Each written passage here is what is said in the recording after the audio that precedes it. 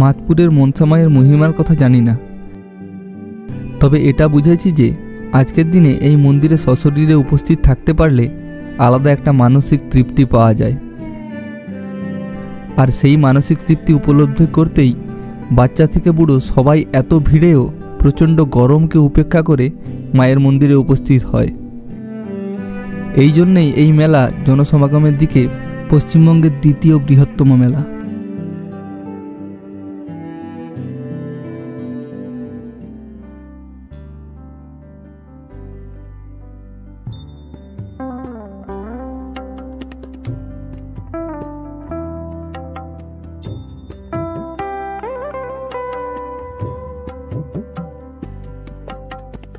রাত পোহালেই কাল সকালে মাতপুরের মহিষার মনসা মেলা এবং সেই মনসা মন্দিরে যে বার্ষিক পুজো, আর আগের দিন রাত্রে আমরা এখানে দাঁড়িয়ে আছি মনসা মেলা প্রাঙ্গণে, এবং মনসা মেলার এখানে যে মন্দিরের সামনে যে পুকুরটাই আছে সেই পুকুরের পাশে দাঁড়িয়ে আছি। আজকে রাত্রি থেকে কেন বলবো, আজকে সন্ধ্যে থেকে এখানে উপচে পড়া ভিড়। আজকের ভিড় দেখে একটা অনুমান করা যায় যে কালকে কি পরিমাণ ভিড় হবে। প্রত্যেক বছরই তাই হয়।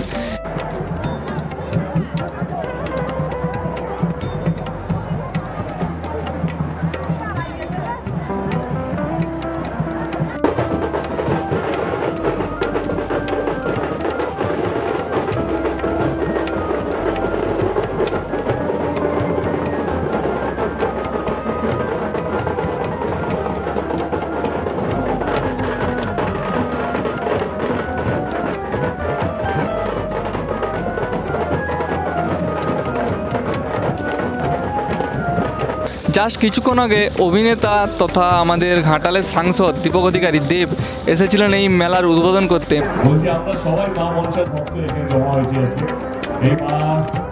এই মহামেলার যোগ দেওয়ার জন্য আমরা আমি অনেক শুনেছি মেলার ব্যাপার, তারপর দূর থেকে লোক আসে। আমাকে বলা হয়েছে রাজধানী এখানে নাকি দাঁড়ায় স্টেশনে মা মনসার ভক্তরা বিভিন্ন জায়গা থেকে আসে। মেলার উদ্বোধন করে মন্দিরের মধ্যে প্রবেশ করলেন, সপরিবারে পুজো দিয়ে গেলেন।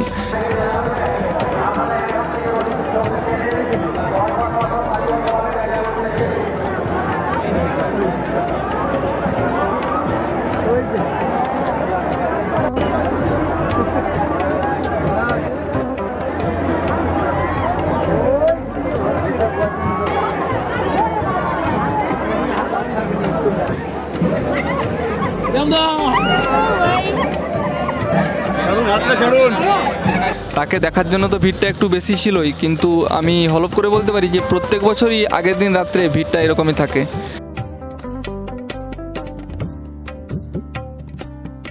মেলা সহ পুরো মন্দির প্রাঙ্গণ খুব সুন্দরভাবে সাজিয়ে দেওয়া হয়েছে। মন্দিরের ভেতর এবং বাইরে আলো এবং সুন্দর ফুল দিয়ে পুরো মন্দির সাজিয়ে দিয়েছে।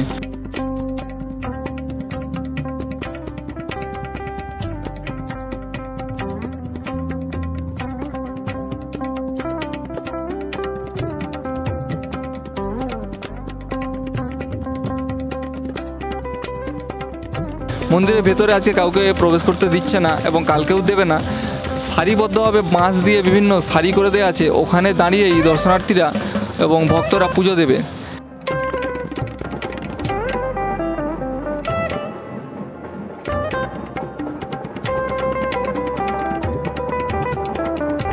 মেলা বেশ বড়োভাবেই বসে গেছে। এদিকে খাবার দোকান অনেকগুলো আছে। পুরো মেলা ঘুরে দেখানো এই মুহূর্তে সম্ভব নয়, কারণ মন্দিরের কাছে আমরা অনেকটা সময় অতিবাহিত করেছি।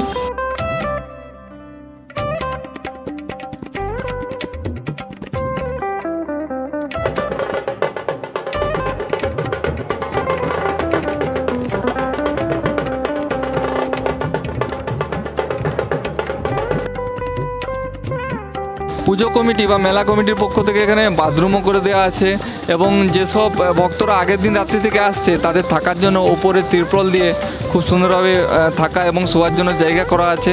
অনেকেই আজকে থেকে চলে আসছে, কারণ আজকে সন্ধ্যে থেকে আজকে রাত্রি থেকে যারা আসবে, এবং এখনও ওদিকে দেখতে পারি অনেক দর্শনার্থী এখনও আসছে, কন্টিনিউ আসছে।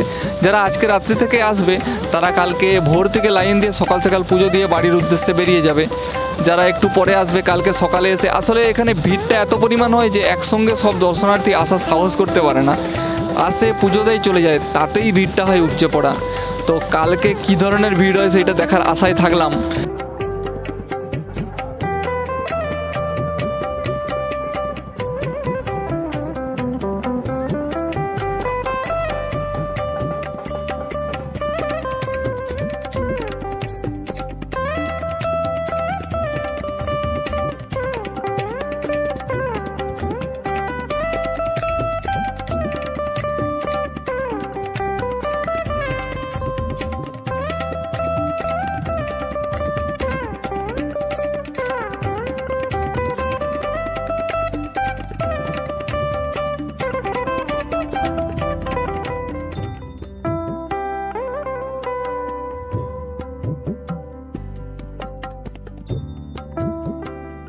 তো তোমাদের মধ্যে কারা কারা এই মেলায় এসেছো বা কালকে আসতে চলেছো জানিও অবশ্যই।